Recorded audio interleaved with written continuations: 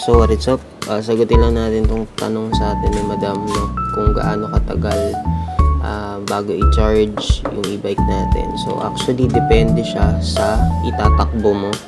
So let's say na full charge yung e-bike natin, nasa 81 volts, 80 volts ang reading niya pag full charge. So ang kaya niya itakbo based doon sa binigay ni NWOW na specs is 100 kilometers. Pero depende ang 100 kilometers na yan sa road condition tsaka sa bigat ng nakasakay. Dagdag mo pa kung may OBR ka or angkas. So let's say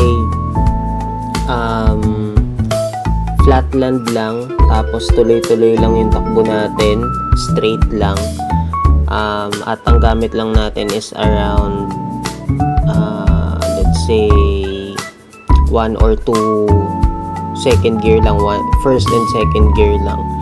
So nasa around 40 kilometers per hour siguro yung takbo niyan. So abot siya ng ng 100 kilometers. Meron actually nag-post sa isa sa mga group namin na takbo niya is 101 kilometers. So possible po siya. Pero hindi ko i-risk tong unit ko na patakbuhin ng ganun kalayo dahil ang battery ko or ang unit ko is almost 3 years na siya. So ang charging niya pag nag 72 volts na sa panel or sa voltmeter mo, since that's 50% ng battery ng lead acid, kasi naka lead acid pa lang ako, no? Hindi pa tayo nag-upgrade sa lithium. So yun, sana nasagot ko yung tanong.